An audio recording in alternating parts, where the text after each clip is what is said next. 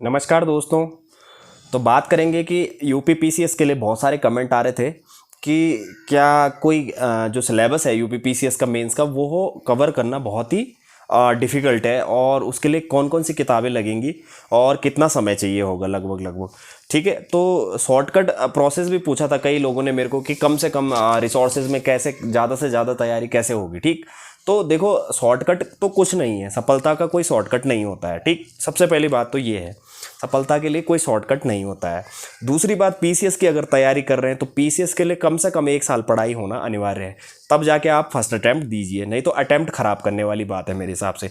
अगर यूपीएससी का भी देखेंगे आप लोग तो यूपीएससी का भी वही है कि अगर आप 2 साल अच्छे से प्रिपरेशन नहीं करते हैं तो मेरे हिसाब से वो अटैम्प्ट खराब करने वाली बात हो जाती है। ठीक, तो मेरे हिसाब से पीसीएस लेवल पे अगर आप यूपी पीसीएस की तैयारी कर रहे हैं और उसके लिए सोच रहे हैं अभी करने की, तो आप देख रहे हो कई बच्चे देख रहे हैं कि 2024 में देना है और अभी शुरू करनी है तैयारी। ये आपकी अभी अक्टूबर से तैयारी करना शुरू कर रहे हैं और कह रहे हैं कि 2024 में हमें निकालना है। तो देखो ऐसा जल्दबाजी में नहीं हो पाएगा। ठीक है, ऐसा पॉसिबल ही नहीं है कि किताबें कम कर दी जाए तो सिलेबस के क्वेश्चन का कोई पता नहीं है कि क्वेश्चन कहाँ से आएगा क्या है। ठीक है, किताबें जितनी हैं उतनी तो पढ़नी पड़ेंगी, नेसेसरी है। ठीक, हिस्ट्री और ज्योग्राफी के लिए तो एनसीईआरटी भी जरूरी है। ठीक है, 6 to 12 पढ़नी पड़ेगी आप लोगों को। ठीक, उसके बाद आपको मॉडर्न हिस्ट्री, आपको राजीव अय्यर सर की स्पेक्ट्रम कवर करनी पड़ेगी। ठीक है, तो ऐसा नहीं कि 2 किताबें पढ़ ली और आपने यूपी पीसीएस का सिलेबस कवर कर लिया, ऐसा पॉसिबल ही नहीं है। ऐसा मेरे से कई बच्चों ने कहा था। देखो थोड़ा बहुत ये चीज़ें आप कर सकते हो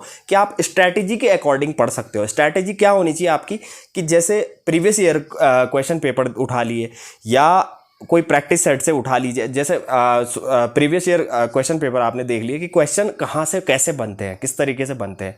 ठीक है, तब इसमें इंपॉर्टेंट चीज़ें ये हो जाती हैं कि किताब जैसे मोटी सी किताब है और उसमें से आपको कुछ टॉपिक्स उठाने हैं, तो आप सिलेबस देखिए और सिलेबस के अकॉर्डिंग देखिए कि कितना मतलब कौन कौन सी चीज़ें हमें किताब से पढ़नी है। ठीक, सिलेबस के अकॉर्डिंग देखिए कि किताब में कौन कौन सी टॉपिक ऐसे हैं जिन पे हमें ज़्यादा ध्यान देना है, ज़्यादा पढ़ना है, और कौन कौन से टॉपिक ऐसे हैं जिनको नहीं पढ़ना है या जिनको छोड़ दें। तो इससे क्या होगा कि आपके एक तो समय बच जाएगा, दूसरा बेनिफिट ये हो जाएगा कि आपको समय तो बचेगा ही आपका। दूसरा, उस जो समय आप उसको दोगे वो दूसरा, तब तक आप दूसरा सब्जेक्ट भी पढ़ सकते हो उसके चक्कर में। ठीक है, तो उसके टाइम दे के तो इस तरीके से अगर स्ट्रैटेजी अच्छी है आप लोगों की तो उस तरीके से आप पढ़ोगे तो मेरे हिसाब से आपका थोड़ा सा समय बच सकता है। और समय की बात यह है कि 1 साल तो पढ़ना ही पड़ेगा पीसीएस का, कोई इसके लिए कोई तोड़ नहीं है, कुछ नहीं है। हिस्ट्री के लिए आपको एनसीईआरटी पढ़नी पड़ेगी तो पढ़नी पड़ेगी, ज्योग्राफी के लिए एनसीईआरटीज मोस्ट इंपॉर्टेंट है, पढ़नी पड़ेगी। ठीक है, और बाकी जो सब्जेक्ट हैं बाकी तो मैंने बता रखी है आप लोगों को, बुक लिस्ट वगैरह मैंने पीछे भी दे रखी है आप लोगों को कौन कौन सी बुक्स। देखो बुक्स कुछ नहीं होता, बुक्स कोई सी भी हो, थोड़ा बहुत एरर हर किसी बुक में होते हैं, ऐसा कोई ज़रूरी नहीं है। आप लोगों के पास जो बुक अवेलेबल है अभी भी आप लोगों के पास, अगर आप लूसेंट फॉलो करते हैं तो लूसेंट को ही फॉलो कीजिए। ऐसा नहीं कि मैंने आप लोगों को आर एस शर्मा या ये चीज़ें बता दी तो आप लोग फिर उसको छोड़ के आप दूसरी खरीद लीजिए, इससे आपके पैसे भी वेस्टेज होंगे, समय भी बर्बाद होगा। समझ रहे हो?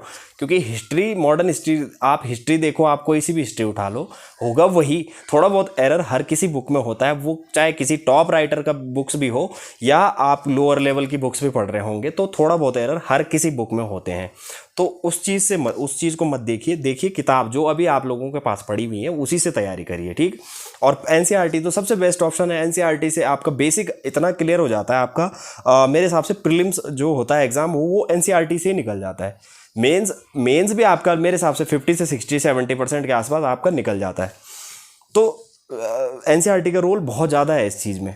और स्टैंडर्ड तो ऐसा है कि 30 से 40% कवर करने के लिए हमें पढ़ना पड़ता है। ठीक, तो स्टैंडर्ड में मैंने आप लोगों को बताया था कि आप लोग जो बुक्स हैं वो मैंने पीछे दे रखी हैं। अगर कुछ नई बुक्स नया अपग्रेडेड करके देना है, अपडेटेड करके बुक लिस्ट देनी है तो वो भी मैं आप लोगों को दे दूंगा।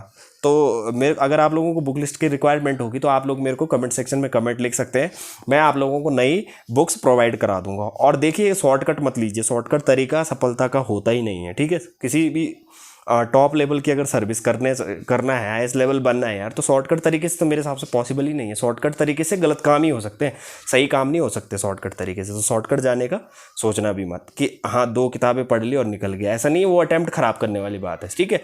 तो फिर तैयारी करने का कोई ही मतलब ही नहीं बनता है।